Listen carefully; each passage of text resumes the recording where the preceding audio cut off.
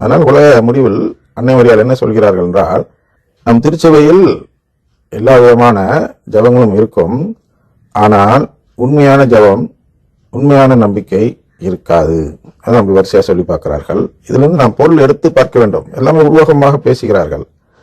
இங்கே ஆர்ட் என்பதும் ஒரு உருவகம், பிரேயர் என்பதும் ஒரு உருவகம்.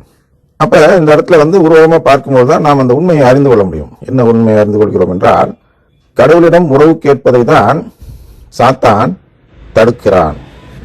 எப்படி தடுக்கிறான் என்றால், பிரேஸ் தி லார்ட் சொல்ல வைத்து நம்மை ஜெபம் சொல்ல விடாமல் தடுக்கிறான். பிரேஸ் தி லார்ட் சொல்வது என்பது நம்முடைய பார்வையில், அதாவது கத்தோலிக்க நம்பிக்கையின் அடிப்படையில் உள்ள பார்வையில் அது ஒரு ஆன்டி ஜபம், ஆன்டை ஜபம், எதிர் ஜபம் அப்படி வச்சுங்க. இல்லாட்டி தமிழ்ல ஆன்டி பிரேயர் அப்படின்னு சொல்லலாம்.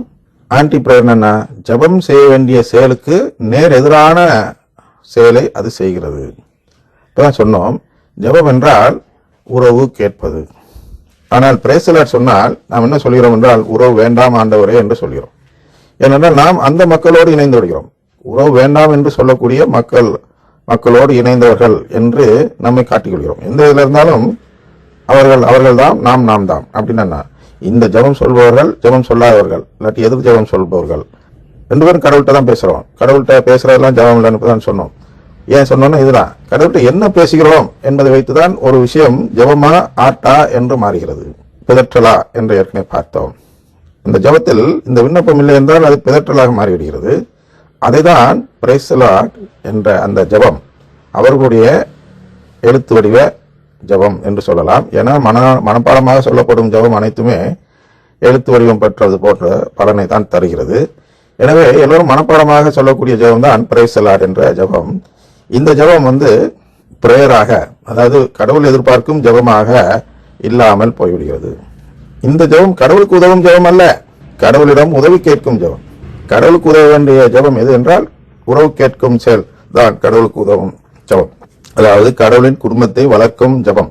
ஆனால் பிரேஸ் தி லார்ட் என்பது நம்மை, அதாவது நம்முடைய ஜபத்தை எம்டியாக மாற்றிவிடுகிறது, வெற்று பொருள் கொண்டதாக மாற்றிவிடுகிறது.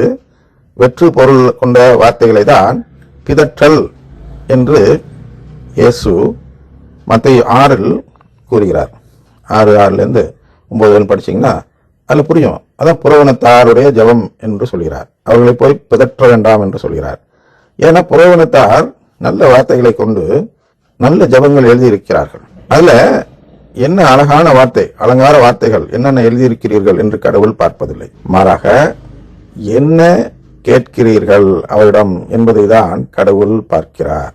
அதுபோன்று பார்க்கும்பொழுதுதான் அந்த கவிதை நயத்தில் எழுதப்பட்ட ஜபங்கள் இதை கேட்காத போது அது ஒரு கலை என்று பார்க்கப்படுகிறது. இன்னும் சொல்ல போனால் அந்த பாடல்கள் என்று சொல்லலாம், அது ஒரு கலை. அந்த பாடல்களை எழுதுவது ஒரு கலை. அந்த கலையை தான் இங்கே உருவகமாக அன்னை மரியாள் ஆர்ட் என்று சொல்கிறார். அந்த போன்ற பாடல்கள் நமக்கு தேவையற்றது. அது ஜபமாக பார்க்கப்படுவதில்லை. அது ஜபமற்ற நிலைக்கு நம்மை அழைத்துச் செல்கிறது. அதனால் அந்த சர்ச், அந்த திருச்சபையை மாற்றி அமைக்க நாம் முயற்சி செய்ய வேண்டும்.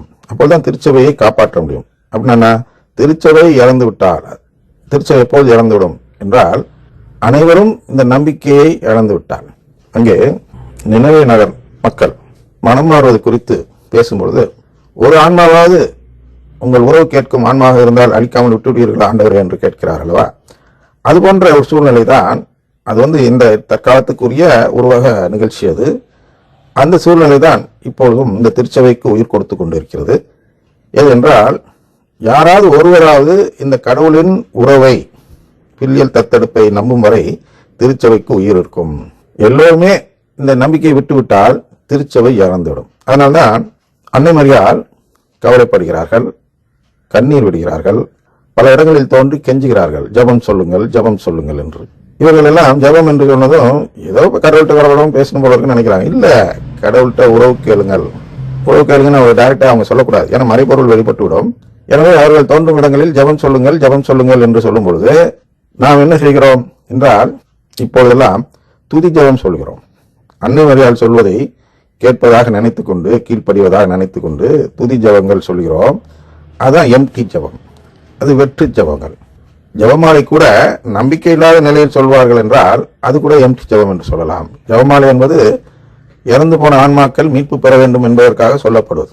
உதாரணமாக பார்த்தால், உதாரணத்துக்கு தேவைப்படும் ஒரு நிகழ்ச்சி என்னென்றால், இப்போது உள்ள திருத்தந்தை அவர்கள் அந்த இறந்தோருக்கான திருப்பலி ஒப்பு கொடுப்பது, அந்த கிரெகோரியன் மாஸ் என்று சொல்வார்கள், அந்த பரிபூர்ண பலனுக்கான திருப்பலி, இப்படியெல்லாம் பணம் வாங்கி திருப்பலி வைக்கிறார்கள் அல்லவா, அதெல்லாம் தடை செய்து விட்டார்கள், நிறுத்த சொல்லிவிட்டார்கள், அதெல்லாம் வேண்டாம் என்று சொல்லிவிட்டார்கள்.